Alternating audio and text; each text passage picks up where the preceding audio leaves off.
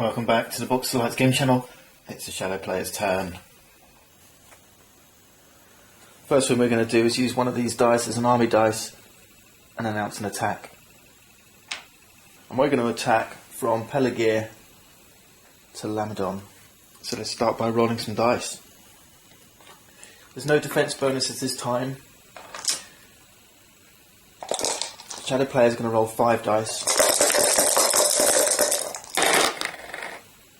He gets 1 hit, and the hit's on 5 or 6.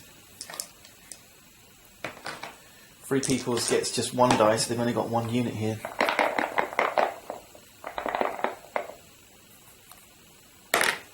And it's a miss. There's no leader rerolls for either side, but the Free Peoples takes 1 hit, they take a casualty,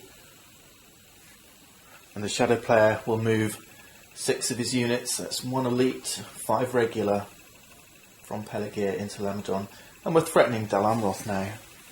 And of course we get to put a settlement control marker here to indicate we've captured it. Free Peoples now, and we're going to use one of these character dice, and we're going to play an event card, Mirror of Galadriel. It says change any one unused Free People's character action die into a Will of the West die result. We've got 2 already, so let's change this one. If the Fellowship is in Lorien, which they are, and Lorien is controlled by the Free People's player, also heal 1 corruption point. And so our corruption goes from 9 back down to 8. And now the Shadow Player is going to try his luck with an attack on Dal Amroth using one of these army muster dice. I think that the Free Peoples will immediately retreat into a siege at Dal Amroth, and the combat will end there. We'll place one of these tokens here to remind us that they're there, and the Southron and Easterling army will take to the fields of Dal Amroth. Free Peoples now, they've got plenty of choice obviously, but I want to try and activate some units, so let's use this as a muster die, and it's going to be the north. And of course the Shadow Player is going to use another army die to press this siege on Dal Amroth.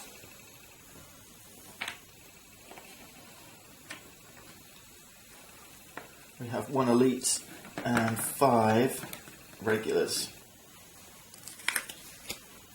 Neither players are going to use any command cards, so let's roll the dice. It's 5 dice for Shadow, and we're looking just for 6s. And yes, we got 1 hit.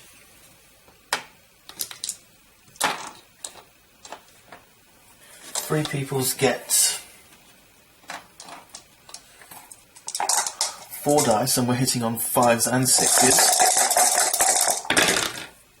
And yes, we got 2 hits.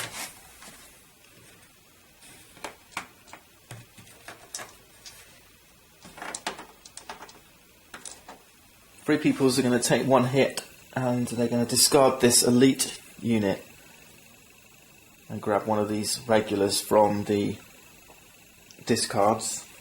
Shadow Player needs to take 2 hits. If they take the elite out of the battle, then they won't be able to press this attack any further. If they take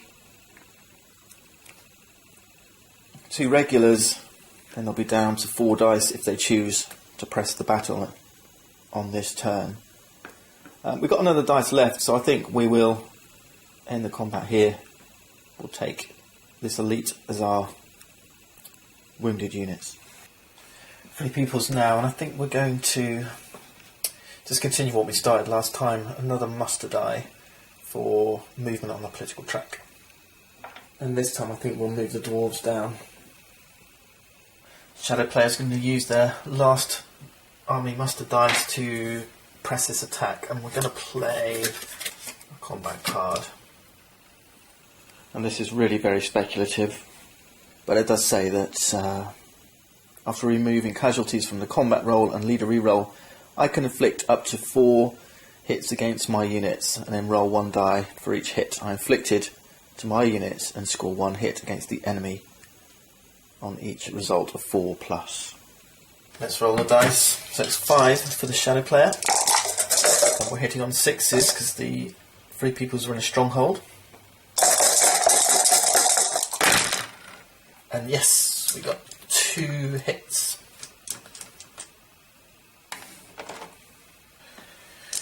It's 4 for the Free Peoples, and they're looking for 5s or 6s.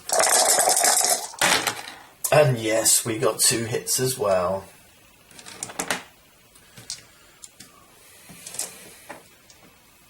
And the results here are pretty straightforward. 2 here, 2 here. And now the Shadow Army can choose an onslaught. So they're going to take 2 hits and roll 2 dice. And we score a hit on the enemy for each result of 4+.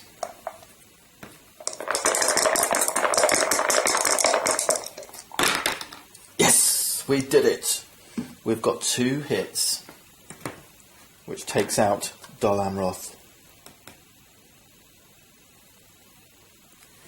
We claim Dol Amroth as ours and take 2 victory points. Shadow player moves up to 6. Only 4 more needed.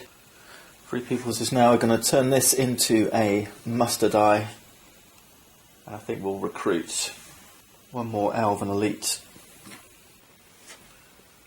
up here in Lorien. We're moving into the next turn now, so let's recover our action dice. 7 for the shadow player, 1 dice left down in the hunt for the ring box, and 6 for the Free Peoples. And draw event cards. Free Peoples gets Mithril Coat and Sting, and Imrahil of Dol Amroth. Shadow player gets Morgul Wound and Olog High. Now we're in the Fellowship phase. The first thing we're going to do is declare the position of the Fellowship, which means we can heal 1 point of corruption and then move. So corruption goes back down to 7, and since we're moving, we can move up to 6 regions. So we're going to start out here, move on to Path Celebrant and the Western Brownlands, that's 2. And then from here, we're going to cross into the Eastern Brownlands, 3, Eastern Emmermoor, 4. A couple of choices here, but I'm going to go Dugorlad, 5, and then into Moranon, 6. If you're in Minas Morgul or Moranon during the Fellowship phase, you can, if you wish, step onto the Mordor track, which of course we're going to do. And now it's at this point when we take our hunt pool and whatever hunt tiles are left in there still. And this is pretty good for Free Peoples because there's a lot of blue ones here, not many bad ones. And we put these in the hunt pool, give these a good mix up. Now it's the hunt allocation. Now we're not going to use our hunt dice now to roll. Every time the Fellowship moves up the Mordor track, we're automatically going to pull a tile from the hunt pool. So we don't have to roll for successes or failures. But if we pull an eye from the hunt pool, one of those tokens with the eye on it, then the damage we do is equal to the number of eyes that we have here in the hunt for the ring box. As it goes, I'm just going to leave the 1 here and maximise my dice rolling.